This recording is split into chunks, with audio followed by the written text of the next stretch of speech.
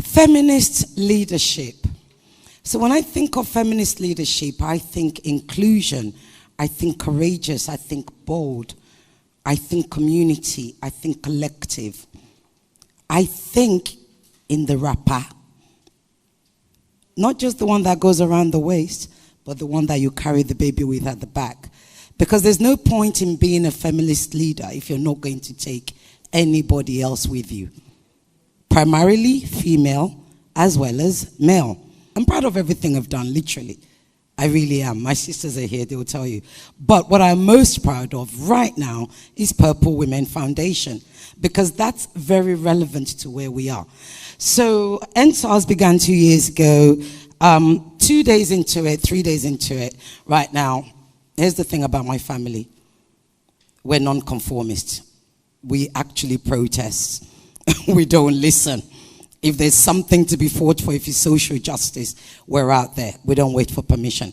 So I've been watching this protest 2-3 days, and I'm like, these kids are serious. So I'm like, I'm going out there. I live near Lekki, near the toll gate. Said, I'm going out there. And then it occurred to me, literally, and this is the honest story, it occurred to me that I'm going out there. I bet there are many more women who wish they could go.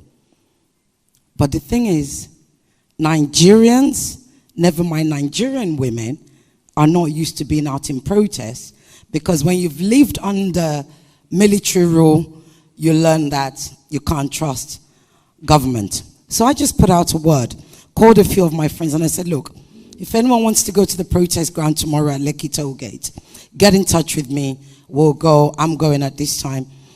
We'll meet there. About, I don't know, 15, maybe 20 women responded. So I said, okay, we'll meet at City of David Church at what, 9 o'clock or whatever, 10 o'clock, whatever time we're meeting. So some of them were asking me, okay, what do we do, yada, yada. And I said, you know what, the best thing to do is get your children involved. Get them to make you placards that you can take out there, because we need to have our own placards, etc., etc. So they got their children involved. Then on that morning, it was a case of, well, what happens if we got lost? So I thought, you know what, I'm going to create a WhatsApp group.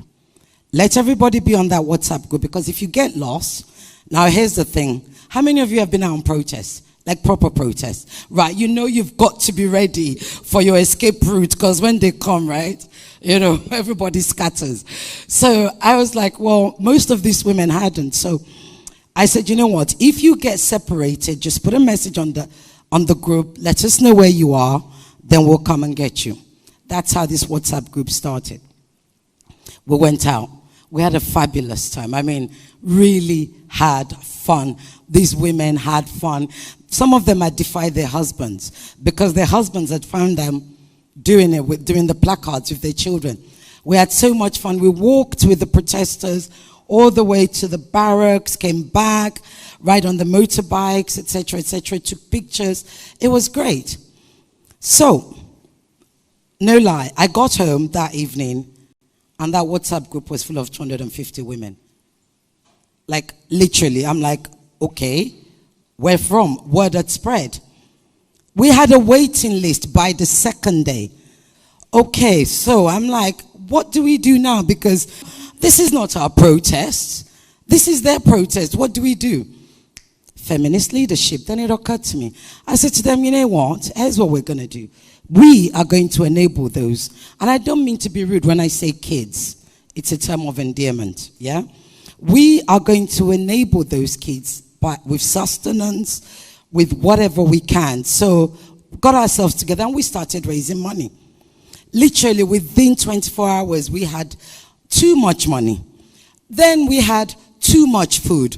Then my phone was ringing too much. Anyway, 2020 happens. The nasty thing that happens that day happens. And 3 days later, 4 days later, ENDSARS is over, right? And I'm like, okay, ladies, we're done. Right? Time to close up this group. Oh, no, you can't. No. And I always remember Titi Layo. Titi Layo called me and she said, Sissy, which is what my nickname. Sissy, you don't know what you've done to me. You don't know what you've done to me. My father told me I could never do this. My husband, Olori Buruku, he said I could, literally, this is what she was saying. He said I could not do this. And in the end, she said, you can't close that group, because from today onwards, I'm going to get involved with what's going on in my community. Today, I'm not going to say which party she's at, but Titilayo is doing exactly that.